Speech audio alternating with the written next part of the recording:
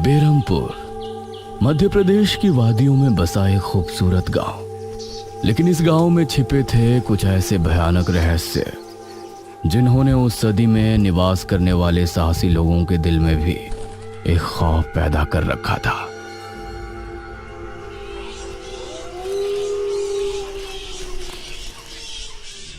आज तो बहुत दिनों के बाद मित्रों से मिलना हो रहा है, बहुत आनंद आएगा।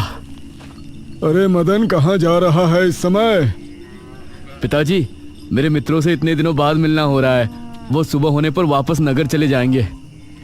अरे तुझे पता नहीं क्या, आज शनिवार की रात है। आज के दिन निशिर मोलो गांव में घूमते हैं। पिताजी, चाहे निशिर मोलो आए या नरकासुर, मुझे आज मेरे मित्रों से मिलने से कोई नहीं रोक सकता। ठीक है, लेकिन ध्यान रहे, जैसे ही तुमको उनके कदमों की आहट सुनाई दे और उनका वो मंत्र जिसको वो दोहराते हुए आगे बढ़ते हैं, तो उन्हें बिना देखे किसी ऐसी जगह छिप जाना जहां से ना वो तुमको देख सके ना तुम उनको। और जब तक उनकी आवाज आना बंद ना हो जाए उनके सामने नहीं आना। वो 4 भयानक आदमी होते हैं जो अपने कंधों पर एक ताबूत को उठाए होते हैं, और अगर कोई उन्हें देख ले तो वो जिंदा नहीं बचता। मुझे पता है पिताजी, अब मैं चलता हूँ। यह कहकर मदन घर से निकल गया, लेकिन उसके पिता के चेहरे पर उसकी फिक्र साफ नजर आ रही थी। निशिर मोलो आ जाएंगे और साथ ले जाएंगे। ऐसा लगता है कि हमारे गांव के लोग अभी भी दूसरी सदी में जी रहे हैं। वो तेज तेज कदमों के साथ आगे बढ़ रहा था। कुछ देर बाद उसे जंगल की तरफ एक पगडंडी वाला रास्ता नजर आया। यहां से जाऊंगा तो जल्दी पहुंच जाऊंगा, यहीं से आगे बढ़ता हूँ। बिना ज्यादा सोचे वो जंगल के अंदर बने उस पगडंडी वाले रास्ते पर आगे बढ़ गया।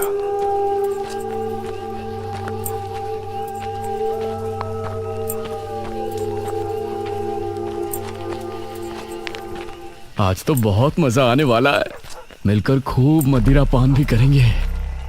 तभी उसे भारी कदमों की आहटों के साथ कुछ आवाजें सुनाई देने लगी। इन आहटों और आवाजों को सुनकर वह एकदम से चौंक पड़ा और उसकी आंखें डर से बड़ी हो गईं।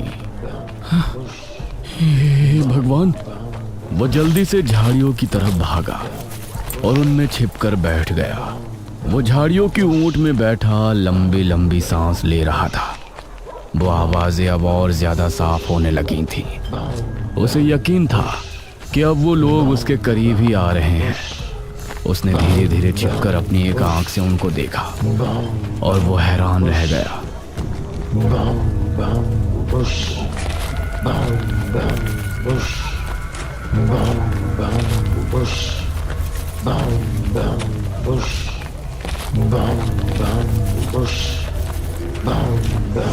हे भगवान, मैंने इन्हें देख लिया।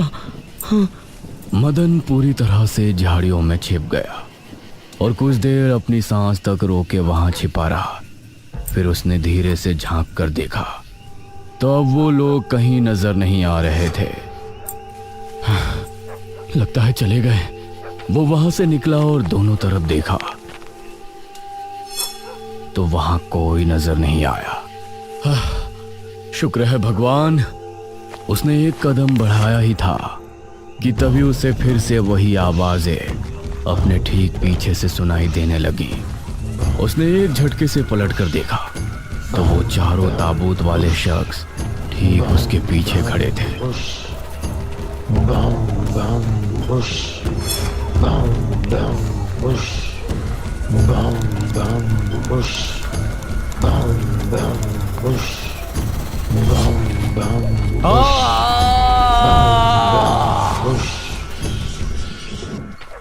इस तरफ जब देर रात भी मदन वापस नहीं लौटा तो उसके पिता को उसकी चिंता होने लगी।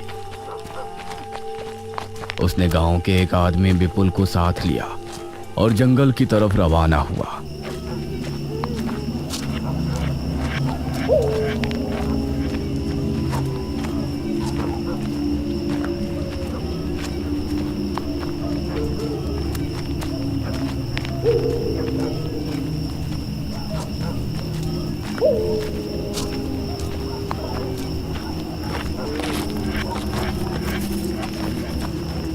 काफी देर बाद एक बरगद के पेड़ के पास जाकर उनके कदम रुक गए और आंखें खौफ से फट पड़ी। उन्होंने मदन को रहस्यमयी परिस्थिति में पाया।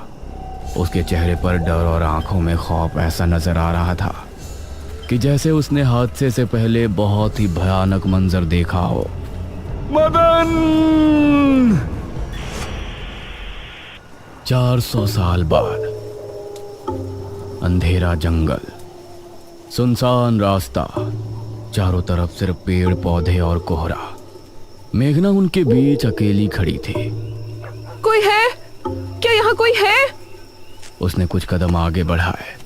उसके सवाल का कोई जवाब तो उसे नहीं मिला, लेकिन कुछ टपकने की टप टप की आवाज अब उसे बराबर आ रही थी। मैं यहाँ क्या कर रही हूँ? कौन लाया है मुझे यहाँ पर? वो खुद को वहां पाकर बहुत परेशान थी। तभी उसने देखा कि कोई चीज उड़ती हुई उसी की तरफ आ रही है। वो उसे हैरानी से देखने लगी। पास आने पर पता चला कि वो कोई विशालकाय भयानक पक्षी था। बचाओ! मेघना उससे बुरी तरह से डरकर भागने लगी और वो उसका पीछा कर रहा था। मेघना ने उसे पीछे पलटकर देखा तो वो उसको पकड़ने ही वाला था, लेकिन तभी मेघना एक पेड़ से टकराई। उसने देखा कि उस पेड़ से हरे रंग का पानी टपक कर नीचे गिर रहा था। मेघना उस हरे पानी को गौर से देख रही थी। तभी अरे ओ मेघना, उठ जा यार, कब तक सोएगी? मेघना आंखें मलते हुए नींद से जागी। उसने देखा कि सुबह के 9 बज चुके थे। ओह शिट, हम तो लेट हो गए। तूने मुझे उठाया क्यों नहीं? मेघना अपनी एक पार्टनर ईशिता के साथ दिल्ली में रह रही थी, जहां वो एक लैब में काम किया करती थी। दोनों ने साथ नाश्ता किया और फिर तैयार होकर अपनी लैब के लिए निकल गई।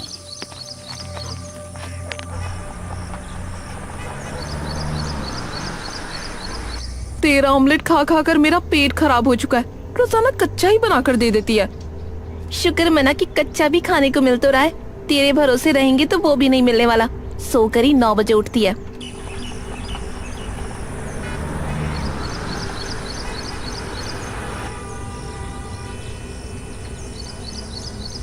ये दोनों लैब में पहुंची और वहां जाते ही ईशिता के पास प्रोफेसर जयदेव की कॉल आई।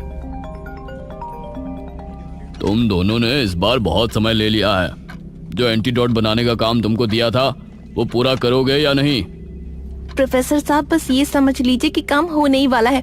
आप हमें 3 दिन का समय और दीजिए। ये कहकर उसने कॉल काट दिया।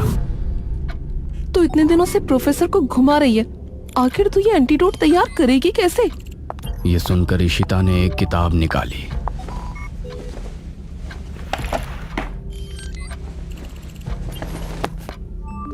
यार देख ये किताब, इसमें बहुत से ऐसे लिक्विड के बारे में लिखा है जिनकी कहानी पुरानी दंत कथाओं और लोक कथाओं से जुड़ी है। तो तू कहना क्या चाहती है? मुझे इस किताब में बहुत ही अनोखे लिक्विड के बारे में पता चला है, जिसे मृत्युंजय अमृत कहते हैं। हम उस लिक्विड का टेस्ट करेंगे और अगर वो हमारे काम का निकला तो उसे यूज भी कर सकते हैं। मृत्युंजय अमृत? देख, मैं तेरे साथ कहीं नहीं जाने वाली हूँ। ये सब बातें बकवास होती हैं। अरे देख तो सही, इस पेड़ से हर पूर्णमासी की रात ये हरा लिक्विड टपकता है। तभी मेघना ने देखा कि उस पन्ने पर किसी मृत्युंजय अमृत के बारे में लिखा था और उसमें ठीक वही पेड़ दिखाया गया था जो मेघना रोजाना अपने सपने में देखा करती थी। मतलब उस हरे पानी की बात ही इस किताब में लिखी थी। हे भगवान, क्यों हिला डाला ना, है ना इंटरेस्टिंग? मेघना ने कुछ सोचा और फिर जवाब दिया, हाँ तो हम दोनों कल ही बीरमपुर गांव के लिए निकलते हैं।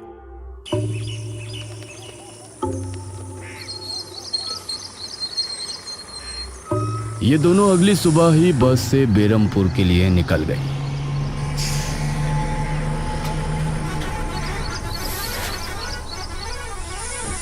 वैसे एक बात बता, तू मेरे साथ वहां जाने के लिए एक ही बार में कैसे राजी हो गई? मेघना ने सच को छिपाते हुए कहा, ऐसी अनोखी चीज देखने के बाद भला कौन नहीं होगा जो इसको देखना नहीं चाहेगा? ओहो, ये हुई ना बात। मैंने तुझे पार्टनर बनाकर कोई गलती नहीं की।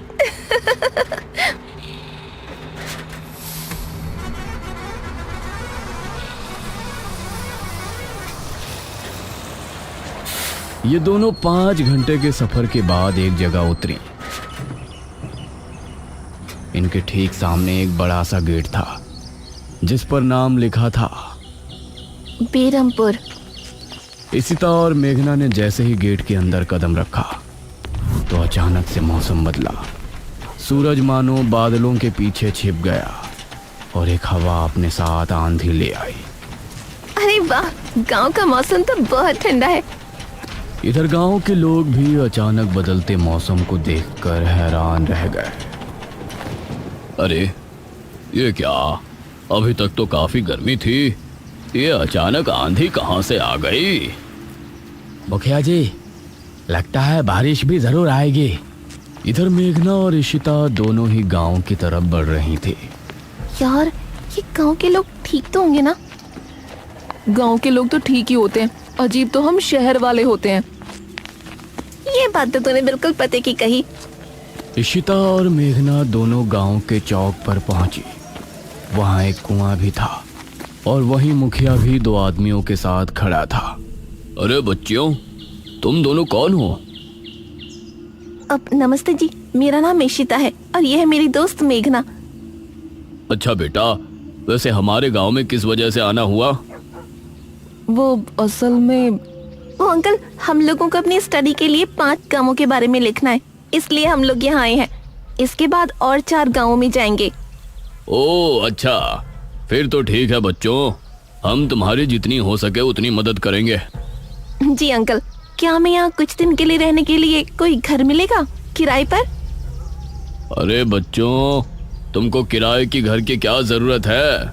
तुम दोनों जब तक चाहो मेरे ही घर में रह सकती हो। ठकुराइन वैसे भी लड़कियों से बहुत प्यार करती है। जी शुक्रिया अंकल।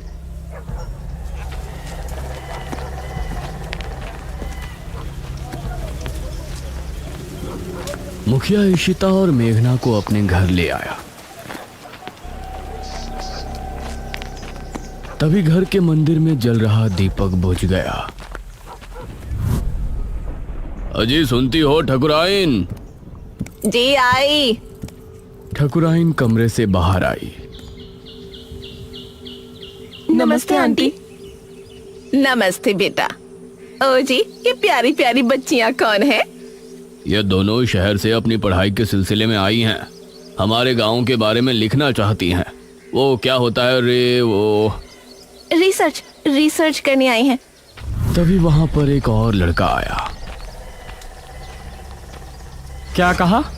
हमारे गांव पर रिसर्च? इशिता और मेघना ने उसे देखा। भला हमारे बेवकूफ गांव में आपको क्या मिल सकता है? ये सुनकर इशिता और मेघना हैरान रह गई। चुप करो अनुज, ऐसे कोई अपने गांव में बोलता है क्या? ये मेरा बेटा है अनुज। अनुज ने मेघा और इशिता की ओर देखा और उन्हें हाथ जोड़कर नमस्ते किया।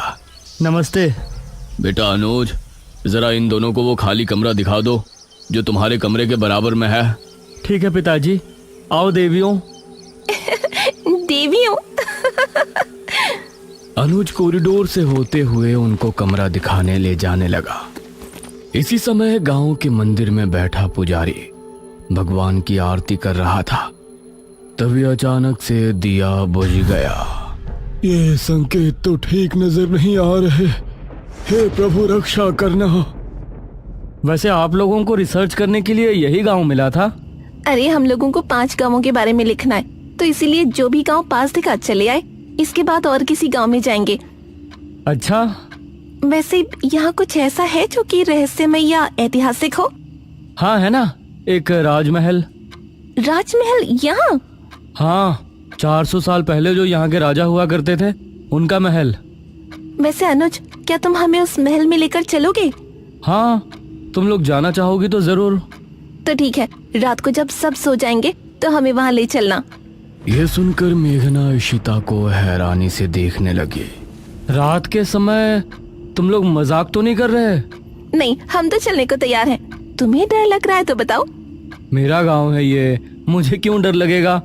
ठीक है, ले चलूंगा, लेकिन पिताजी को और माँ को पता नहीं चलना चाहिए। ग्रेट। तो बताओ किस टाइम आ रहे हो? 12 बजे तक पिताजी और माँ दोनों सो जाएंगे। मैं उसी समय तुम लोगों को ले आऊंगा। हाँ सही है। ये कहकर अनुज ने उन्हें कमरे में छोड़ा और वहां से चला गया। ये क्या? हम तो उस मृत्युंजय अमृत के बारे में पता करने आए थे ना। अब हम ये राजमहल क्यों जा रहे हैं? अरे उसको सीधा पूछते तो उसे शक हो जाता ना। आज हम राजमहल चलते हैं और फिर कल उसे जंगल जाने को कहेंगे और वहाँ जाकर बातों ही बातों में उससे मृत्युंजय अमृत के बारे में पूछेंगे। ये सही है। इस तरफ गांव के लोग मौसम के बदलती ठंड से बहुत हैरान थे। पुजारी बार बार आसमान की तरफ देख रहा था, जहां उसे काला अंधेरा इधर उधर घूमता हुआ नजर आ रहा था। करीब 12 बजे जब मुखिया और उसकी पत्नी गहरी नींद में थे तो अनुज कमरे से निकला। अरे लगता है आ गया। इशिता ने उठकर दरवाजा खोला। हाय अनुज। तुम लोग तैयार हो? हाँ चलो, हम तो रेडी हैं। तो चलो। अनुज इनको लेकर घर से निकला और इन्होंने 2 गलियां पार कर ली थी। उफ, तुम्हारे गांव में हवा इतनी ज्यादा चलती है क्या? रोज तो नहीं चलती, लेकिन शहर की 2 लड़कियों के साथ लगता है उनके शहर का प्रदूषण भी आंधी के रूप में साथ आ गया। कुछ देर चलने के बाद ये तीनों एक बड़े से राजमहल के सामने खड़े थे, जिसे देखकर मेघना को कुछ याद आने लगा। ऐसा लगता है कि इस राजमहल को मैंने पहले कहीं देखा है। ये है राजमहल राजा सूरजभान का। वाकई में काफी आलीशान है। यह कहते हुए इशिता ने अपने कैमरे में उसकी एक फोटो ली। हमें खिड़की से अंदर जाना पड़ेगा, इसका दरवाजा सालों से जाम है। ये तीनों एक खिड़की के रास्ते राजमहल में पहुंचे और वहां की हर एक चीज मेघना को जानी पहचानी लग रही थी। इस तरफ गांव में आंधी का बहाव बढ़ने लगा था। सभी अपने अपने घरों में आराम से सो रहे थे।